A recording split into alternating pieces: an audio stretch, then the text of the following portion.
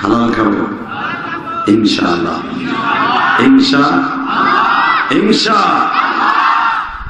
বাজারে জমিনে কি থাকতে পারবেন? সিস্টেম আছে। আজ থেকে আপনার মা চলে গেছে 10 বছর আগে, 20 বছর আগে, 2 বছর আগে। বাবা চলে গেছে কবে? হাড্ডিটা কিন্তু মাটির নিচে খুঁজে দেখেন, পাবেন। তারাও একদিন আপনাদের মতো এরকম ওয়াজের মাঠে যাইত, তারাও একদিন আপনাদের মতো ওয়াজে বসে বসে সুবহানাল্লাহ আলহামদুলিল্লাহ বলতো।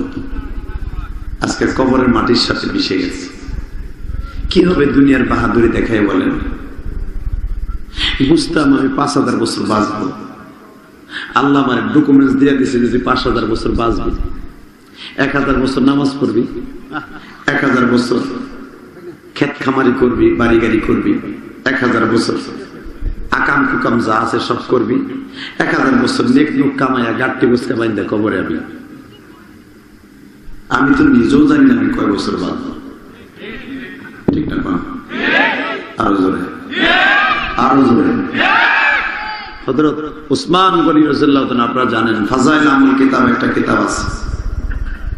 উসমান গনি মসজিদের কাজ দিয়ে গেলে, কবরস্থানের কাজ দিয়ে গেলে কাঁদতে কাঁদতে দাড়ি মোবারক ভিজায় ফেলতেন।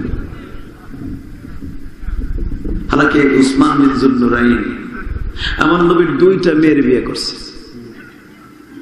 নবীর মেয়ে যারে বিয়ে করছে, যাদেরকে ইমানের হালাতে যাদেরকে বিয়ে করছে, যেই জামাইগুলা, এরা কি কোনোদিন জাহান্নামে যেতে পারে?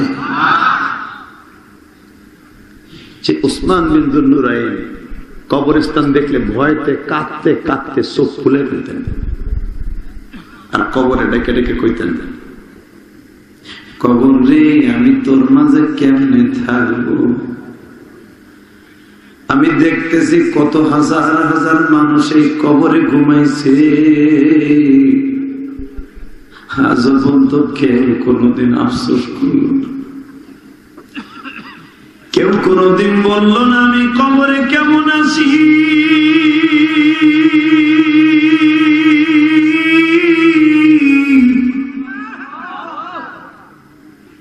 কেউ আজ পর্যন্ত দাঁড়ায় অভিযোগ করতে পারলো না আল্লাহ আমার উপরে জুলুম করছে, আল্লাহ সরকার ভালো না। কারণ মনের কথা কেউ কোনদিন কবর থেকে জাগিয়া বলতে পারলো না। ওই অন্ধকার কবরে কেমনে থাকবো জানি।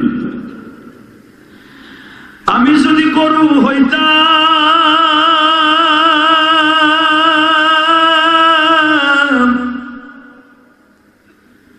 মানুষের হাল কাছের হাল চাষ করার মধ্যে কাজে লাগতাম, আমি যদি তেমবা বুড়া ভেড়া হইতাম, আমার জবাইতে মানুষ খেয়ে ফেলতো, কোন হিসাব লাগতো না। আমি যদি বনের ঘাস হইতাম, গরুতে আমার খায়া ফেলতো, কোনদিন হিসাব দেওয়া লাগতো না। হালাকি আমি মানুষ হইছি, এই কবরে কেমনে একা একা থাকবো?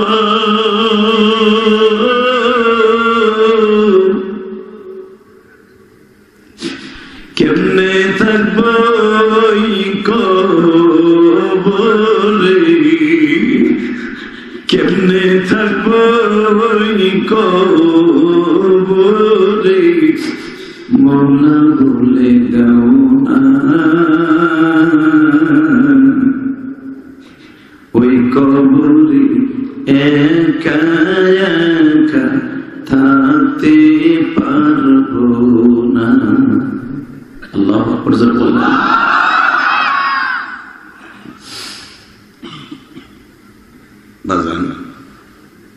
আমি ইলিয়াসুর রহমান জেহাদি, আমার ওয়াজ আপনার ইউটিউবে অনেক শুনছেন। আমি 12 বছর বয়সে মা হারাইছি।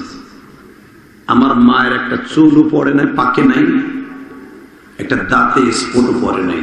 কারণ আমি তো 12 বছরের ছিলাম, আমি দেখছি আমার মার চেহারাটা এখনো আমার চোখের সামনে পূর্ণিমার চাঁদের মতো, দ্বীপ প্রহরের মতো আমার সামনে ভাসে।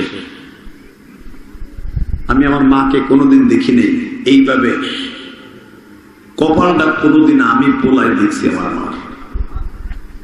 আমার মা ঘন্টার উপর একটা এক্সট্রা টুপি পরতেন, কালো একটা টুপি, হলুদ একটা টুপি আমার মা পরতেন। আমি আমার মায়ের এই টুপিটা অনেকদিন তিরাগে যত্ন করে রাখছি।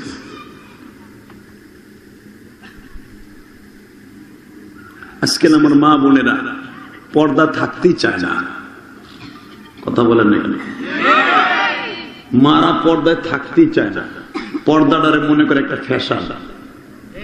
বোরকা পরে তা দেখলে শয়তানও ভয় পায়, কথা বলেন না কেন?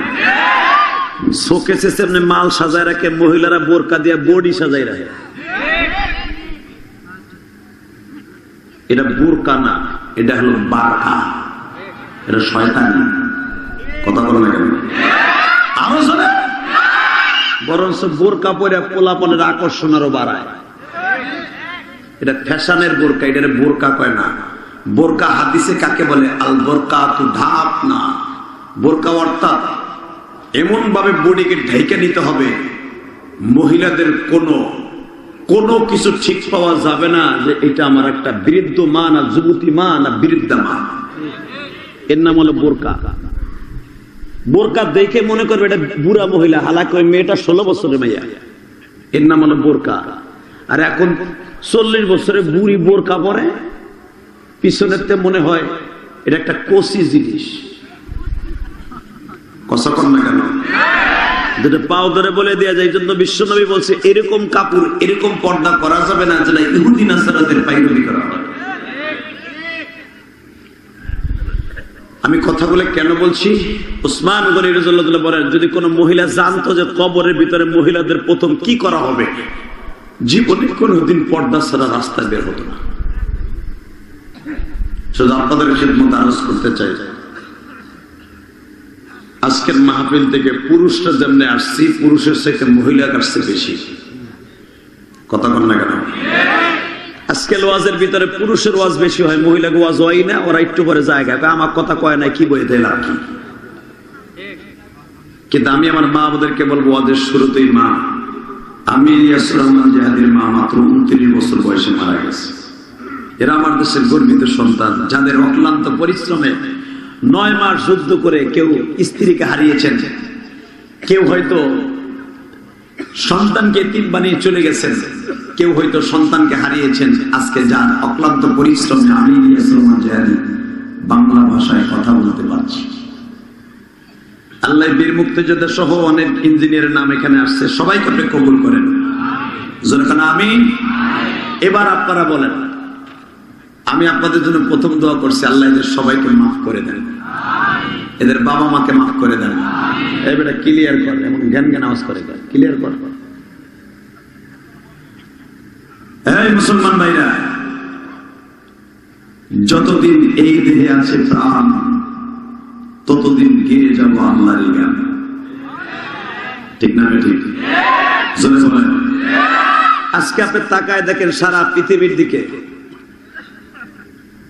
যারা ভাসমান, যাদের কোনো জন্মের ঠিক নাই, যাদের অস্তিত্ব নাই, যাদের শিকড় নাই, যাদের ধর্মে।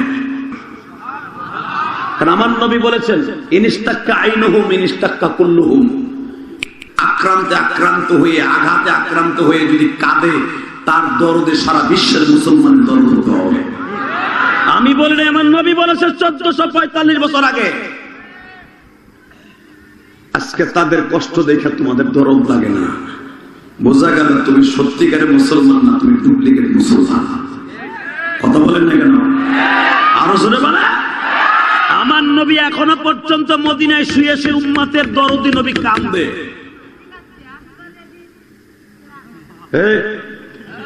ওই তিনটার ওই লালটা দিকে এখন এদিকে এদিকে ওরে তোমার আপনার সামনে বহান, এদিকে আয় না, ট্যাবলেট এনে নেব। এই তুই ওই চেয়ারে যা, মাঝখানে চেয়ার খালি থাকবে, ওই নিচে যা, তুই এদিকে কালাটা এনে, কালা গেঞ্জি, হ্যাঁ ওই এনে আনে, ওই দুটো এক জায়গা না, ওই এনে ওই ওনার সামনে সেটিং করলাম। আলহামদুলিল্লাহ বলেন। ডিজিটাল পোলাপান্ত, খুব ডিজিটাল। এই বয়সে যে মুক্তিযোদ্ধারা জিজ্ঞেস করেন, এরা মুক্তিযোদ্ধাকে টাটাস করে বেঈমানি গুলো পাকিস্তানি হানাদার বাহিনীর মারছে ঠিকই, কিন্তু মুরব্বীদের দেখলে ভদ্রচিত ভাষায় বসছে। কথা কর না কেন?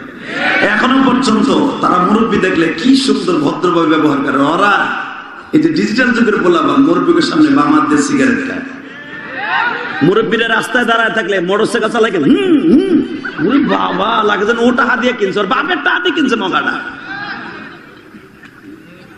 মোটরসাইকেল কিন্তু ওর বাপের টাকা দিয়া। ও মুরব্বীর সামনে কি তেজ বাবারে মগা হারামি কোথাকার। হালাকি ওই মুরব্বী তোর মোটরসাইকেলের চাকার আওয়াজ শুই না, ভু ভু আওয়াজ শুই না, মনে মনে একটা বরদোয়া দিয়ে দিছে, আল্লাহ দেখ বান্দর করে কি। আল্লাহ ওরে হ্যাঁ বেহা গাড়ি চালাইতেছে, ওরে ফেলাই দাও না। 5 মিনিটও যায় না একটি রাকের নিচে। কথা বল না কেন? এই যুব সমাজ, আমার ওয়াজে যখন আসছস আজকে তখন দুইটা পাও ধরে বলে যাই, কোন মুরব্বীদের কষ্ট দিবি না। তুই একদিন মুরব্বী হবি, কথা বলে না কেন? সেদিন আর তুই সম্মান পাবি না। আজকে আমার বাবাজিরা এখানে বহুত আছে, সন্তানদের অত্যাচারে বাবায় তাবলিগে যায়, সন্তানদের অত্যাচারে মা মায়ের বাড়ি যে বেড়ায়, পোলার বোর ভাত কপালে জোরে না। হালাকে এই সন্তানটাকে মানুষ করতে যে মায়ের রক্ত পালন।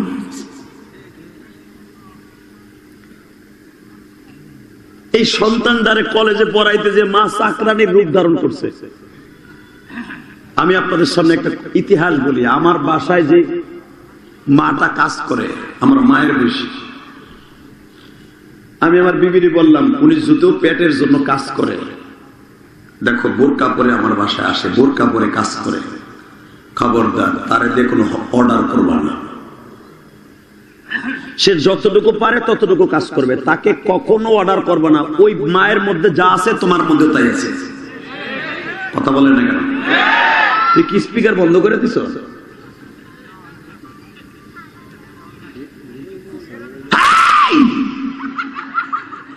কই আমার তো নেয় না শিক্ষা। এদিকে তাকান। আজকে যদি প্রত্যেকটা মেয়ে তার কাজের বুয়া কাজের মেয়ের সাথে ভালো ব্যবহার করত, কোনদিনও এই দেশে অশান্তি হতো না।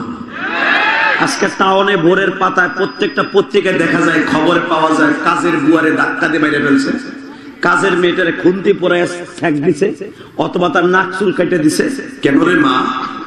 ও মা, শুনবেন বুখারীর হাদিস, আমা জরাবা রাসূলুল্লাহ সাল্লাল্লাহু আলাইহি সাল্লাম কত্তু বিয়াদিক ওয়ালা ইমরাআতান ওয়ালা খাদিমাতান ইল্লা ইউজাহিদা ফি সাবিলিল্লাহ। আল্লাহু আকবার জোরে বলতে হবে। আমার নবী কোনদিন জুলুম করে নাই। মা জরাবা রাসূলুল্লাহ সাল্লাল্লাহু আলাইহি ওয়াসাল্লাম, নবী কখনো মারে নাই, রাগ করে নাই, গুসা করে নাই, বিবিদেরকে রাগ করতে দেয় নাই, মারে নাই, গোলামদেরকে বান্দীদেরকে কত্তু বিয়াদিহি ওয়ালা ইমরাআতান ওয়ালা খাদিমাতান, কোন কাজের বুয়াকে এবং নবীর বিবিদেরকে কোনদিন আমার নবী রাগও করে নাই, কষ্ট দেয় নাই। কিন্তু জিহাদের মাঠে নবী কাউকে ছাড়ে নাই। আল্লাহু আকবার জোরে বলতে পারলেন না? জোরে জোরে জোরে জোরে জোরে জোরে জোরে জোরে। আজকে আমাদের সমাজে যারা আমার বাড়িতে কামলা দেয়, আমার বাড়ির পার দেন কাইটা আমার বাড়িতে উঠায়, এই লোকটার সাথে দুর্ব্যবহার করে। কথা বল না কেন? আরো যদি কোন দলের নেতা হয়, ওরে বাবা, সে তো দলের গরমে সে কিছুই বুঝে না। কথা বল না কেন? হালাকে এই পৃথিবীতে সবচেয়ে দলের ক্ষমতা দেখাইছে একজন শয়তান। সবচেয়ে দলের ক্ষমতা অপব্যবহার করছে পৃথিবীতে একটা বদমাইশ, নাম তার ফেরাউন। নাম কি? জোরে কর, আরো জোরে, আরো জোরে। চিনে নাই রে? আসতে কনকা দুলাভাই লাগে। শয়তানের নাম কি? ওর নাম কিন্তু ফেরাউন না, ওর নাম কায়কাউস। নাম কি? ওর মার নাম আদলুস। ইতিহাস তাফসির করলেন, ওর নাম কিন্তু ফেরাউন না। ফেরাউনের ওই চেয়ারটার নাম, ওই চেয়ারে যে বসবে সেই ফেরাউন, ওই রাজত্বর নামে ফেরাউন। এই বদমাইশটা ছিল দারোয়ান, ছিল কবরস্থানের দারোয়ান।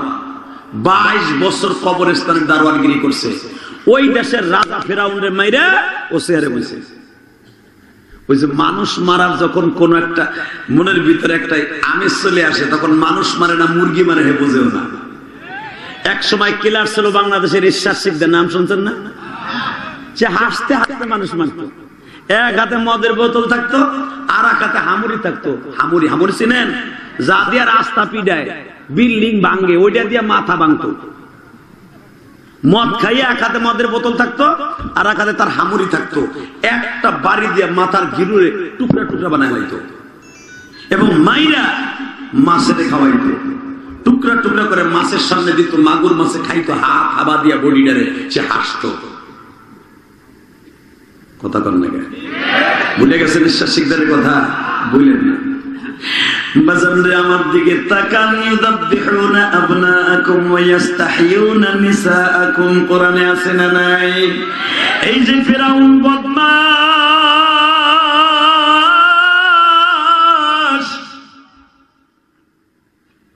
জীবনে মানুষগুলাকে এইভাবে হাসতো, খেলতো, তারে যারা না মানতো, তারে যারা সেজদা না দিত, তারই বাবা টুকরা টুকরা করে নীল নদীতে ভাসিয়ে দিত। বাজান রে, মনে রাখবেন এই ফেরাউন ছিল, নাউজুবিল্লাহ বলেন না কেন? এই জন্যই তো ফেরাউনের গোষ্ঠীর বাচ্চাগুলার মারে একটু মায়া লাগে না। কারণ বাচ্চা মারার অর্ডার এখান থেকে নয়, আজ থেকে ৫,০০০ বছর আগে বাচ্চাদের খুনে, বাচ্চাদের রক্ত ওদের লাল হয়েছে। তবে হলে ১৪০০ বাচ্চা আইসিইউর মধ্যে ছিল, যে হসপিটালের মধ্যে আপনারা দেখেছেন গত মাসে। ওই হসপিটালের ভিতরে, মোবাইলের আওয়াজ বন্ধ করেন, ওই হসপিটালের ভিতরে এমন বম্বিং করছে, বাচ্চাগুলা বাবা অক্সিজেনের অভাবে সব বাচ্চাগুলা মরে গেছে। আমরা পাও তুলে ধরে বলছি, ওই বাচ্চাটা যদি আপনার হইতো ১৯৭১ সালে কত ভয়াবহ রূপ ধারণ করছিল হানাদার বাহিনীর অত্যাচারে, এই বীর মুক্তিযোদ্ধারা বলতে পারবে। কথা বলেন না কেন? ১৯৫২ সালের যারা দেখেছেন, আমরা তো দেখি নাই, ওই দুর্ভিক্ষ যারা দেখেছেন তারা বলতে পারবেন কত ভয়াবহ দৃশ্য ছিল। সকালবেলা বাচ্চাটার ঘুম পড়ে, মা দুধ খাওয়াই রেখে গেছে, বিকালবেলা দেখে আমার বাচ্চারা ধ্বংসস্তূপের নিচে। আমি আপনাদের দুটা পাও ধরে বলি, ফেরাউনের বাড়ি কিন্তু বাবা স্বামী ছিল। কথা বল না কেন? এই যে লিবিয়া, ইরান, ইরাক, মিশর, এই ৮টা দেশ মিলিয়ে ছিল একটা দেশ, তার নাম ছিল শাম আর সিরিয়া। যেই দেশে আমার তিন নবী ব্যবসা করতে গেছে, এই দেশেই কিন্তু জন্ম নিছে এই জালিম ফেরাউন। এ যুবক ভাইরা, ফেরাউনের কথা মনে পড়ে? কথা কর না কেন? এই আপনাকে মন খারাপ নেই তো এটা গালে হাত দিয়ে দিছিস? গাল না মা, জীবন যাকার থাক। রাজি আছেন না নাই? তাকান এই দিকে। ফেরাউন তার ক্ষমতা ধরে রাখার জন্য কি বলল? কোরআনের ভাষা শোনেন। ইউযাববিহুনা আবনাআকুম ওয়া ইস্তাহয়ুনা নিসাআকুম, সূরা বাকারার মধ্যে আছে। শুনলাম আমার ক্ষমতা শুধু করে ফেলবে একটা ছেলে, তার বলে বিশাল বড় একটা দল হবে, নাম তার মুসা। এই মুসারে মারার জন্য একজন দুইজন না, ১,৩০,০০০ মায়ের পেট কেটে বাচ্চাগুলোকে হত্যা করছে এই জালিম। বাচ্চা মারার, হাত লাল করার অভ্যাস তো ওদের ৫,০০০ বছর আগের থেকে আছে। এটা নতুন কিছু না। কষ্ট হইতেছে? শুধু আমার দিক তাকায় থাকে। এই কোরআনের কথা।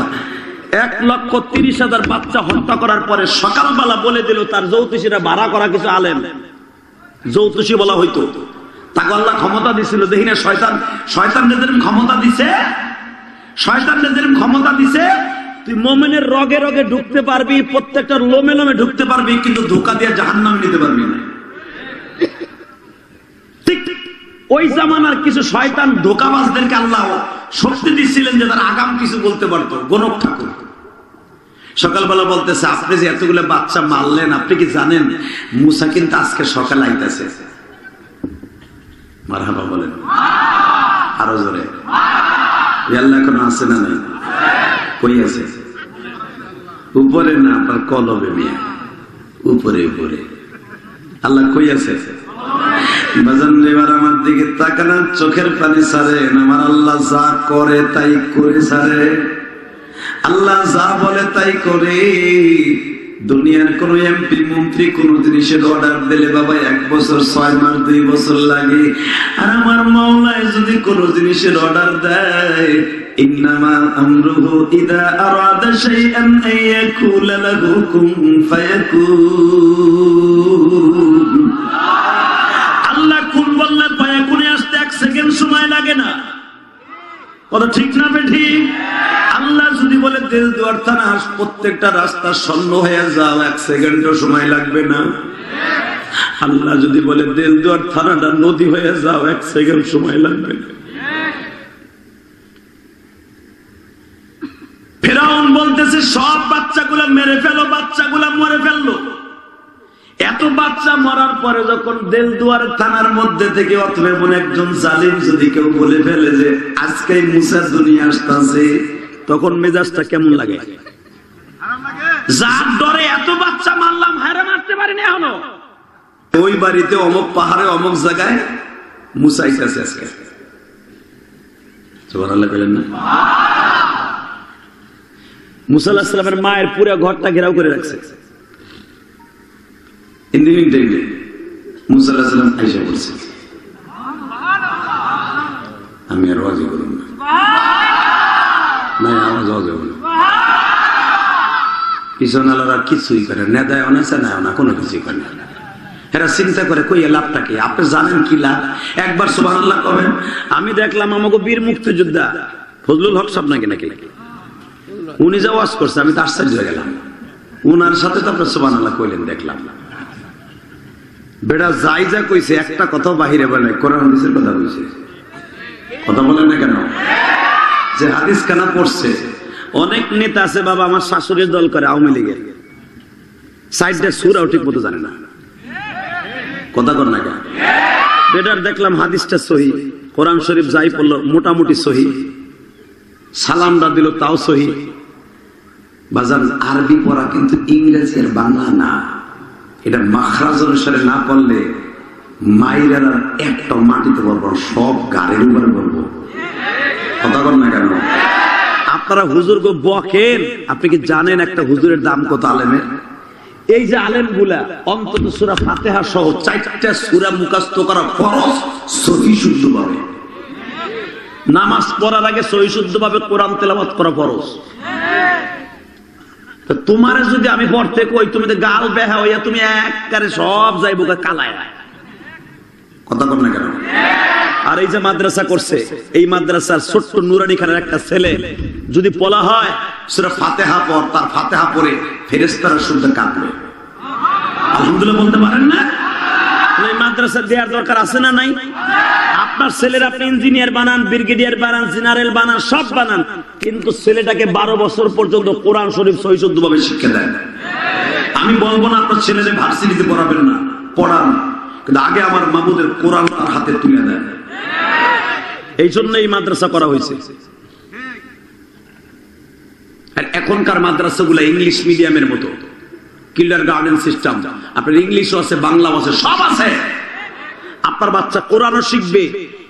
এই যে পৃথিবীতে যেই ভাষা চলে, ইংলিশ, অঙ্ক, ভূগোল সব আছে মাদ্রাসায়। তাহলে বাচ্চাটা মাদ্রাসা দেওয়ার দরকার আছে না নাই? এই আমার মা যদি আমার মাদ্রাসায় না দিত, আজকে এই এত বড় নেতা, এত বড় দামি দামি মানুষের সামনে আমি কথা বলতে পারতাম? তারপর ছেলেটা মাদ্রাসায় পড়ে, দেখেন না আল্লাহ বানাইতে পারে, আল্লাহ পারে। ঠিক না? জোরে কর, আরো জোরে। আর একটা জিনিস খেয়াল করবেন, কোন মাদ্রাসার ছেলে কোনোদিনও খাড়ায় প্রস্রাব করে না। আর তোমার দামরাটা ও চেন খোলারও টাইম দেয় না। সারা সপ্তাহের ভিতরে প্যান্টটা প্রস্রাবের হাত থেকে বাঁচে না। আপনি কি জানেন একটা মাদ্রাসার নাবালেক একটা ছেলে প্রস্রাব করে পানি নেয়, কুলুক করে, এরপরে পবিত্র অবস্থায় মাদ্রাসায় ঢুকায়। আর আপনার ছেলে সারা সপ্তাহের ভিতরে পায়খানা প্রস্রাব করে, ডিলা কুলুক নেয়, পানি খরচ করে কিনা তাও সন্দেহ আছে। তবে সব ফ্যামিলির ছেলে এক নয়। আজকে যে বাসা আমি খাবার খাইছি ওই মাস্টার সাহেবের ছেলে, কি নাম ওর? আজিম। সেটার কথা শুনে আমার বুকটা ভরে গেছে।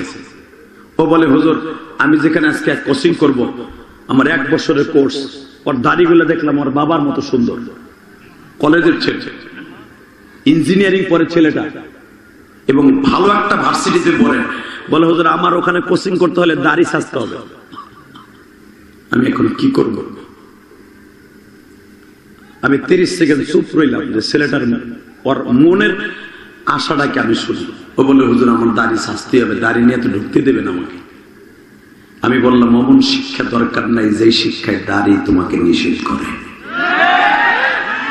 ও আবার আমার হাদিস দিছে, ওই বলতেছে আমার, হুজুর আমি এটাও জানি যে দাড়িতে খুল লাগাইলে বিশ্বনবীর কলিজায় খুল লাগানো হয়। হুজুর হুজুরের কলিজায় খুল লাগায় আমি কেমনে এখানে কোচিং করবো? আমার অনেক ভয় লাগতেছে, জানুয়ারির থেকে আমার শুরু। আমি বললাম, ওই শিক্ষা দরকার নাই যেই শিক্ষায় তোমার দাড়ি সাজতে হবে। সেটা খুশি হইয়া বলল, জি হুজুর আমি দেখে চেষ্টা করবো। ইনশাল্লাহ বলতে পারলেন না? একটা কলেজের ছেলের ভিতরে দিনের আলো ঢুকে গেছে। ও যদি এই অবস্থায় দাঁড়িয়ে অবস্থা মারা যায়, আমি ফতোয়া দিয়ে গেলাম, আমি মুক্তি, ও জান্নাতি জান্নাতি জান্নাতি জান্নাতি জান্নাতি, যদি ওর ঈমান আমল ঠিক থাকে। দাঁড়িয়ে রাখে কি মনে করেন মিয়া?